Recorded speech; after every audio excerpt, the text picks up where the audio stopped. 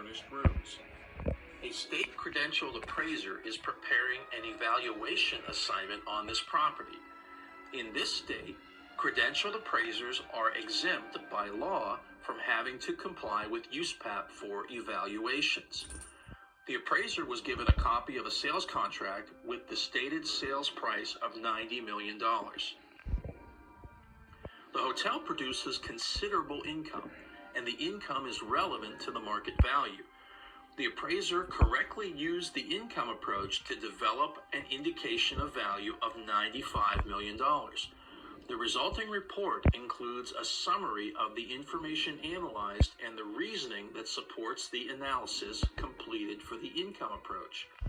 However, the report states the appraiser's opinion of value using the income approach is $9,500,000.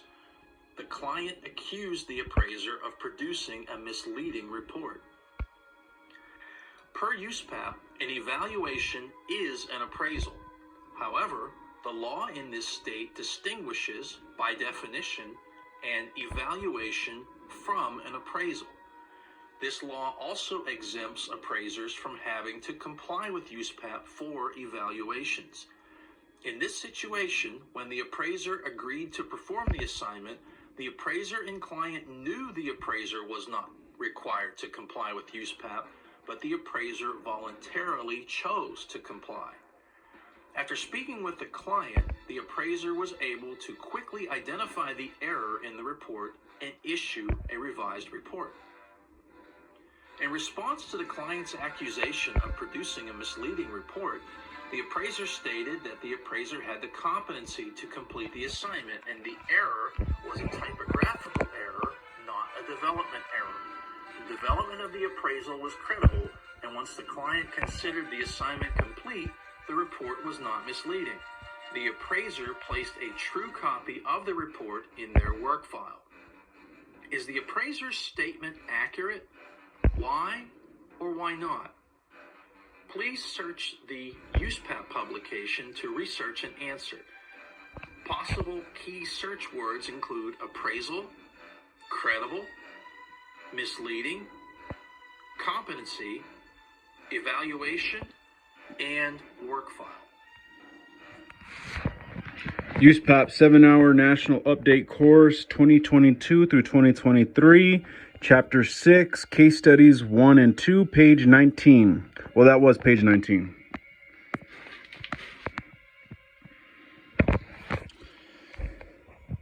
Quiz. Number 1. Does USPAP require an appraiser to produce an appraisal report that is free of typographical errors?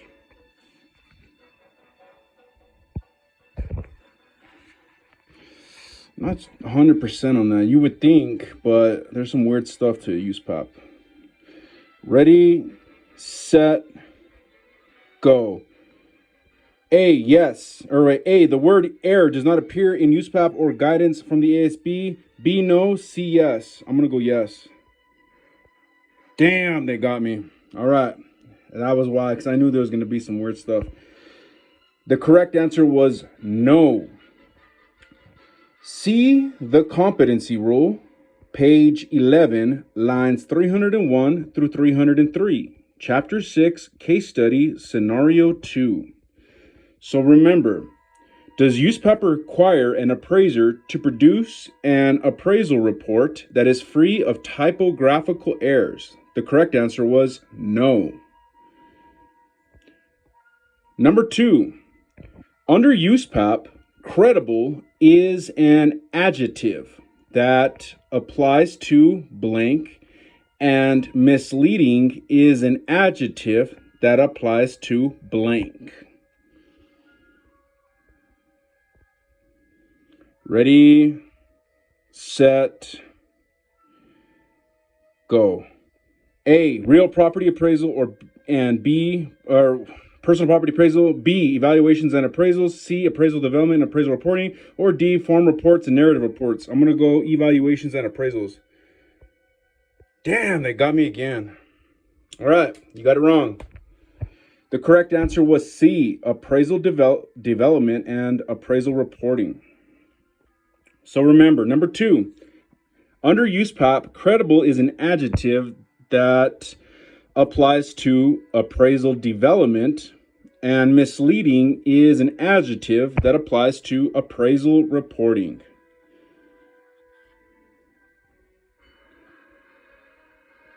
Page 20. Question 2 answered. In this scenario, the appraiser correctly handled the issue of a typographical error in the report. First of all, it must be made clear that this is an appraisal report. Under USPAP, an evaluation is an appraisal, as stated in the definitions. Page 3, lines 62 through 66. In this scenario, it was stated that the appraiser was not required to comply with USPAP by law or regulation, but still chose to comply with USPAP in the performance of this assignment. Under USPAP, the adjective credible applies to appraisal development, and the adjective misleading applies to appraisal reporting. These definitions appear on page 4, lines 103 through 105, and page 5, line 139, respectively. Simply put, a value opinion must be credibly developed, and the report must not be misleading. A single typographical error should not be considered to result in a misleading report. The competency rule of USPAP states that perfection is impossible to attain, and competence does not require perfection. Page 11, lines 301 through 303. USPAP does not instruct an appraiser on specifically what to do when an error is found in an appraisal report. When notified of the error in the appraisal report, the appraiser promptly issued a revised report and added the revised report to the work file. Other sources of information for this case study include Preamble, page 1, lines 3 through 4, Record Keeping Rule, page 10, line 271, Competency Rule, page 11, lines 299 through 300, Standards Rule 2-2, page 20, lines 584 through 585, Advisory Opinion 13, page 80, lines 24 through 25, and FAQ 152, page 252. Study 2, Scenario 3. As in the first 2 scenarios, the subject property is a hotel with 400 furnished rooms. In this scenario, the appraiser is valuing the property for a lender in a purchase situation. The appraiser receives a copy of a sales contract that indicates the under contract sales price of $90 million includes an estimated $2 million in personal property. The appraiser analyzed the effect on value of the personal property and concludes the effect is $2,500,000. However, before the appraisal report is delivered, the client contacts the appraiser and indicates that the buyer knows the personal property is not worth anything, and furthermore, the buyer is on the board of directors of this bank. It would be better for this buyer and for your future business if your appraisal reflected the truth that the effect on value of the personal property is 0. The appraiser changes the results contrary to the available data and analysis so that the report reflects the personal property has no value. Does it appear the appraiser acted intentionally with bias? If so, is this prohibited under USPAP? Please search the USPAP publication using the keywords or phrases bias, predetermined, advocate, omission, and or intent to mislead. That was page 21.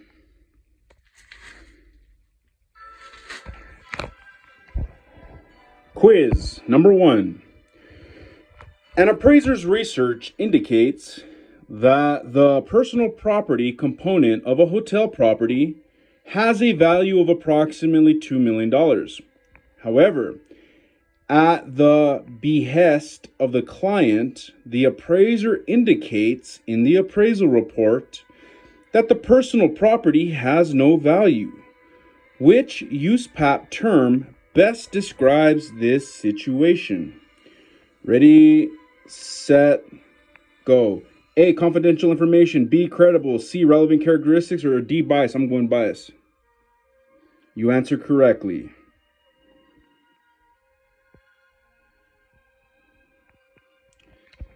Page 22. Question 3 answered. In this scenario, it is clear that the appraiser acted with bias. Bias, that's highlighted, is defined in USPAP page 3, line 91 as a preference or inclination that precludes an appraiser's impartiality, independence, or objectivity in an assignment. The appraiser's research and analysis indicated that the value of the personal property was approximately $2.5 million, yet the appraiser indicated in the report the value was $0. Some appraisers and others view the term bias as a synonym for discrimination. Bias is much more than that. Bias includes any preference or inclination that precludes impartiality, objectivity, and independence. Changing a value or opinion at the behest of a client in order to obtain future business, as in this case study scenario, is an example of bias. This is prohibited by the ethics rule, page 7, line 188. Looking beyond bias, there are other potential violations of the ethics rule. On page 7, line 189, the ethics rule states that an appraiser must not advocate the cause or interest of any party or issue. The ethics rule also states that an appraiser must not communicate assignment results with the intent to mislead or defraud. Page 7, lines 193. Finally, an argument can be made that the appraiser has performed in a grossly negligent manner, which is prohibited by the ethics rule. Page 7, line 203. Other potential violations include Standards Rule 1-1B, page 16, line 450, based on an error of commission, and Standards Rule 1-1C, page 16, lines 454 through 456, by rendering services in a careless or negligent manner. Gross negligence is prohibited by the ethics rule. Ordinary negligence, for instance, carelessness, is prohibited by the development standards in USPAP, standards 1, 3, 5, 7, and 9. End of page. Page 23. Errors of omission or commission. Standards Rule 1-1B states that an appraiser must not commit a substantial error of omission or commission that significantly affects an appraisal. What is the difference between an error of omission and an error of commission? If you search your e-USPAP, you will find FAQ 171 on page 261. It explains the difference between an error of omission and an error of commission. An error of commission is doing something incorrectly. For example, incorrectly identifying the subject property's relevant characteristics is an error of commission. In a residential appraisal assignment, this could be inaccurately measuring the property. An error of omission is neglecting to do something that is necessary. For example, failing to identify the subject property's relevant characteristics is an error of omission. In a residential appraisal assignment, this could be neglecting to measure the second level of a two-story house.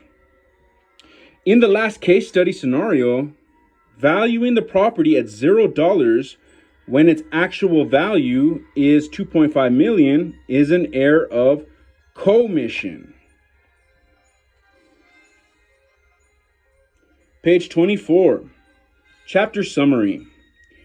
In this chapter, we applied our research skills to solve two case studies. In the first case study, we addressed several issues including value ranges, contingent fees, predetermined values, acting as an appraiser, and appraiser's peers. In the second case study, we examined three potential scenarios, which included competency and certification issues, evaluations and correcting errors in an appraisal report, and allegations of bias in appraisal. End of page.